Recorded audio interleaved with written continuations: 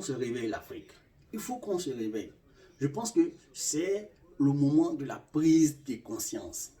Surtout la majorité des Africains, je parle de la jeunesse. Il faut se réveiller. Certains nous ont précédés depuis longtemps, mais ils n'ont pas été suffisamment entendus. Il n'est pas tard. Nous pouvons apporter une solution. Nous pouvons vraiment changer la donne. Nous pouvons vraiment changer la vision. Nous devons avoir une destinée commune. Afrique. Afrique, mon Afrique. Afrique des fiers guerriers.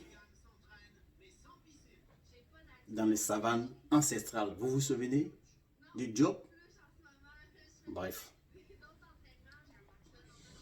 Donc, au passage, sur les réseaux sociaux, j'ai écouté son Excellence, M. Patrick Talon, le président du Bénin, qui me disait qu'à chaque fois, il était invité à signer des dépêches de sorte à évacuer les personnes malades en Afrique du Sud, au Maroc, en France, aux États-Unis et autres, sur les fonds des contribuables. Je dis bien sûr les fonds des contribuables. Et c'est des millions, des 40 millions, 50 millions pour une personne. Il a trouvé ça aberrant, marrant, donc inacceptable. Il dit qu'il faut qu'on arrête. J'adhère à son idée et je soutiens. Il faut que chaque chef d'État fasse comme lui. Il a décidé désormais d'investir plus dans les infrastructures sanitaires, dans les infrastructures de la santé, afin de sauver la vie de plusieurs personnes et non d'une seule personne. Parce que c'est le fonds des contribuables. Il faut que le contribuable en profite. Il faut que tout le monde en profite, donc non une marge de la population. Je pense qu'au jour d'aujourd'hui, il est important pour l'Afrique de ne plus rester en marge, de ne plus être du côté de ceux qui exécutent. Il faut que nous soyons à la place de ceux qui décident. Nous devons décider de notre destination.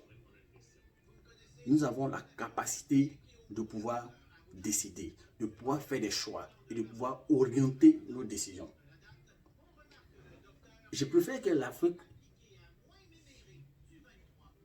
soit ce continent qui lance les balles et non le continent qui ramasse les balles. Entre le lanceur et le ramasseur, il y a bien une différence. Le lanceur, lui, décide. Il a cette volonté, cette capacité de lancer. Avec une impulsion, avec une force, une capacité.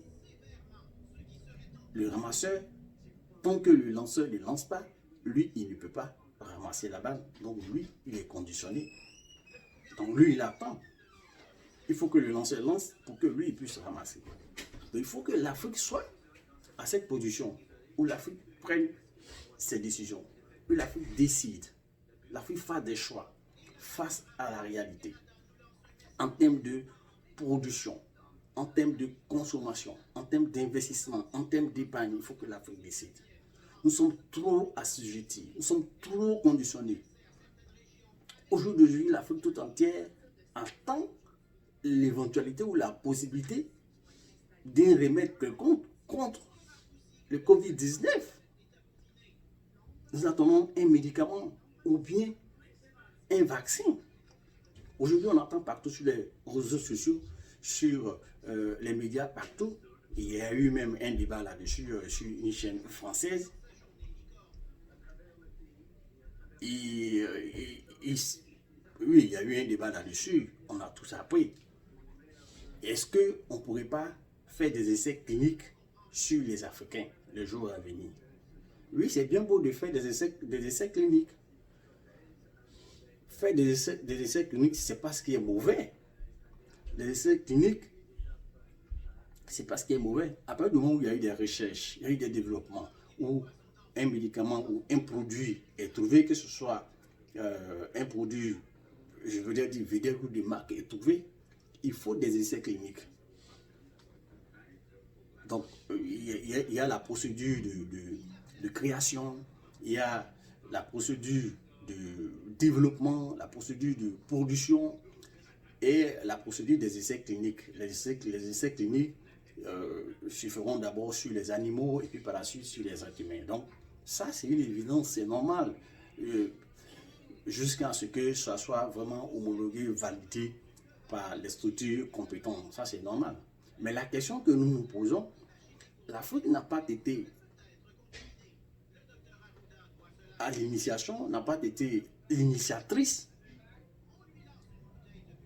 en termes de recherche, en termes de développement, en termes de création, en termes de production et autres.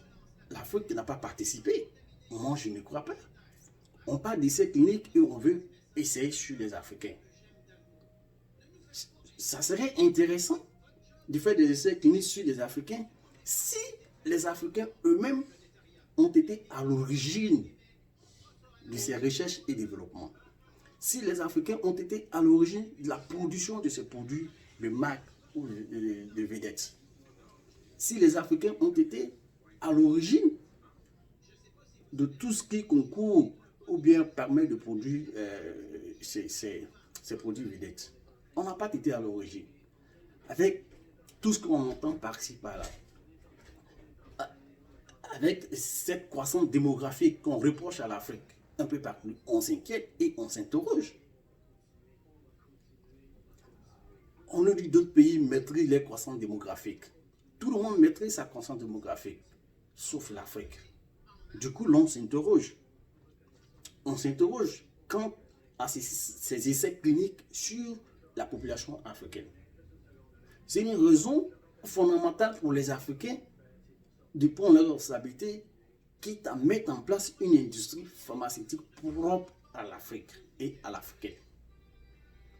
C'est la seule façon de pouvoir vraiment être libre. J'aime parler de liberté. Je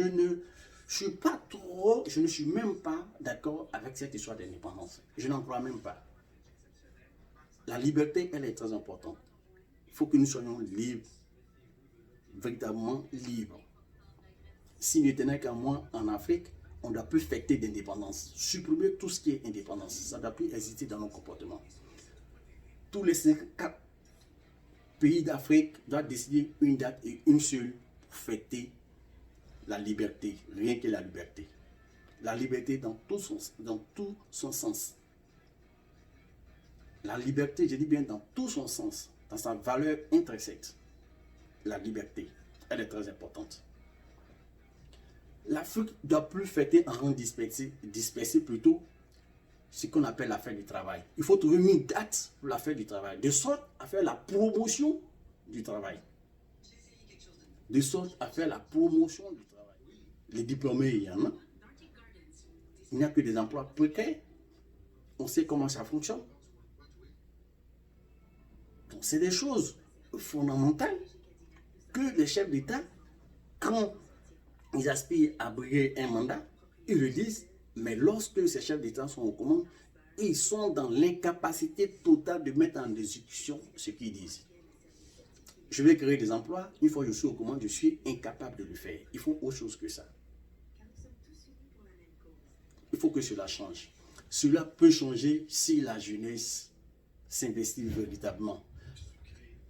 Cela peut changer si, à travers les réseaux sociaux, par tous les moyens légaux, nous dénonçons, par tous les moyens légaux, nous apportons un peu tout en proposant, par tous les moyens légaux, nous regardons dans la même direction. Nous devons avoir le même objectif. Nous devons avoir le même combat. Parce que nous voulons vivre décemment. Nous ne voulons pas simplement passer sur cette terre inutilement. Nous avons du talent, nous avons des compétences. Nous voulons faire valoir ces compétences. Les chefs d'État doivent se poser la question, pourquoi est-ce qu'il y a des intellectuels qui quittent l'Afrique et aller s'exprimer ailleurs en termes d'emploi? Il faut qu'on s'interroge. Les États investissent dans la formation éducative des citoyens de leur pays et à la fin, ils n'utilisent pas ces personnes. Il y a quelque chose qui ne va pas. Il y a quelque chose qui ne va pas.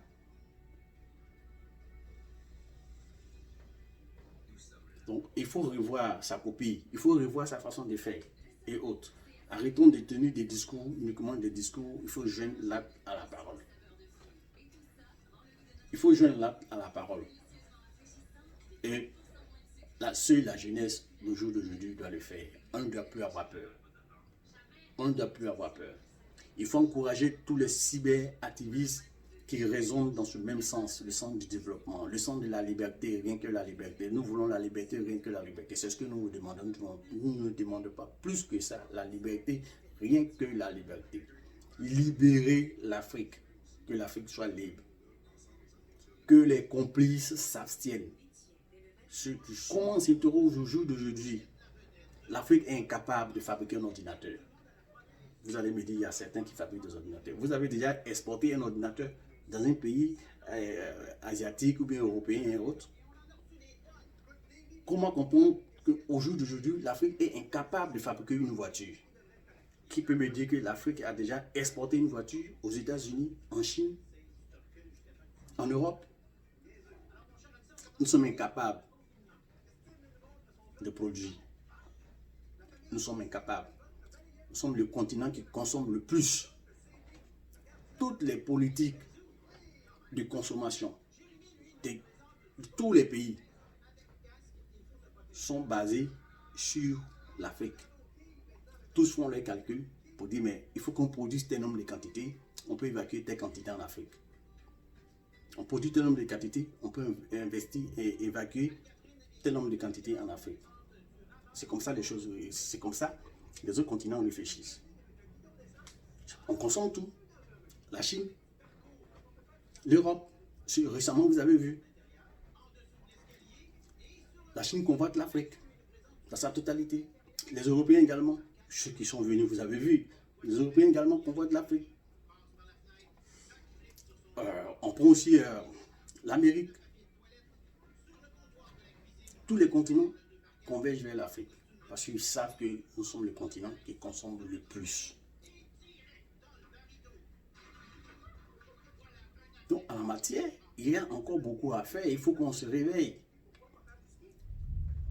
Nous sommes à l'étape de la prise de conscience véritable. Comme je le disais, certains nous ont précédés. Mais ceux qui ne sont pas encore réveillés, qui n'ont pas encore pris le train en marche, faites-le. La prise de conscience et l'éveil des consciences. Moi, j'y crois et j'ai foi.